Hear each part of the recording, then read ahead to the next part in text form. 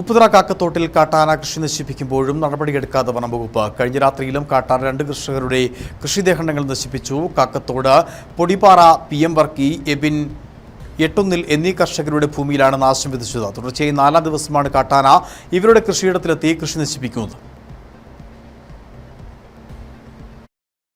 ഉപ്പുതറ പഞ്ചായത്തിലെ കുടിയേറ്റ പ്രദേശമായ കാക്കത്തോട് കഴിഞ്ഞ 1 മാസമായി കാട്ടാനയുടെ പിടിയിലാണ്. കുടിയേറ്റ കാലത്ത് പോലും കാട്ടാന കയറാത്ത കൃഷിഭൂമിയിലാണ് കാട്ടാന നാശം വിതയ്ക്കുന്നത്. 2 ദിവസം കാട്ടാന എത്താതിരുന്നപ്പോൾ ആശ്വസിച്ച കർഷകർ വീണ്ടും ഭീതിയിലായിരിക്കുകയാണ്. കഴിഞ്ഞ 4 ദിവസമായി കാട്ടാന കാക്കത്തോടിൽ തമ്പടിച്ചിരിക്കുകയാണ്. കാക്കത്തോട് പൊടിവാറ PM വർക്കി, എട്ടൊന്നിൽ എബിൻ എന്നിവരുടെ കൃഷിഭൂമിയിലാണ് നാശം വിതച്ചത്. പൊടിവാറ PM വർക്കിക്ക് 75ഓളം ഏലച്ചെടികളും കുലിച്ച ഏത്തവാഴകളും നഷ്ടമായി. എട്ടൊന്നിൽ എബിന്റെ 70ഓളം ഏലച്ചെടികളും നഷ്ടപ്പെട്ടിട്ടുണ്ട്. കഴിഞ്ഞ വർഷം ഉണങ്ങിയ ഏലത്തിന് പകരം ഇറക്കിയ പുതുകൃഷിയാണ് കാട്ടാന നശിപ്പിച്ചത്.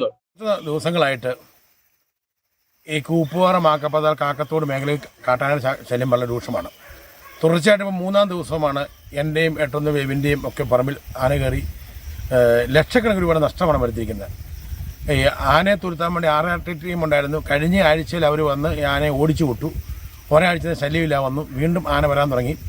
ഇവർ രാത്രി കാലങ്ങളിൽ പടക്കം പൊടിച്ച് നടക്കുന്നതല്ലാതെ ഈ ആനയെ പകല് കണ്ടെത്തി കാട്ടിൽ ഓടിച്ചു മാറ്റിവിടാനുള്ള സംവിധാനം ഉണ്ടാകുന്നില്ല. ആളുകളുടെ മൊത്തം കൃഷിദേഹങ്ങൾ നശിപ്പിച്ചതിന് ശേഷം ഈ ഫെൻസിങ് ഇട്ടിട്ട് കാര്യമിരിക്കുന്നത്.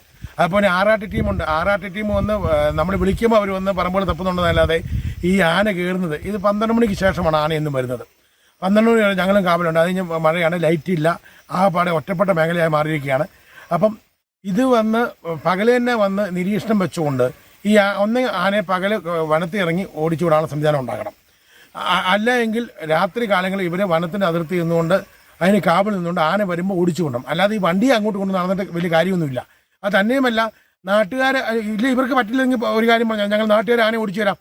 ഇത് ആന വന്ന് നശിപ്പിക്കുമ്പം ഇവർ കൈമണത്തുന്ന സംവിധാനം ഉള്ളത് ഫെൻസിങ് ഇടുവിടു എന്ന് പറയുന്നു. പക്ഷേ ആനയുടെ ദേഹത്തൊരു പോറൽ പോലെ ഉണ്ടായിക്കഴിഞ്ഞാൽ ഇവർ നാട്ടുകാരെ മൊത്തം പേടിപ്പിച്ച് കേസെടുക്കുന്ന രീതിയും വരുന്നുണ്ട്. അപ്പം ഞങ്ങൾക്ക് ജീവിക്കാനുള്ള അവസരം ഉണ്ടാക്കിയിട്ടുള്ളൂ.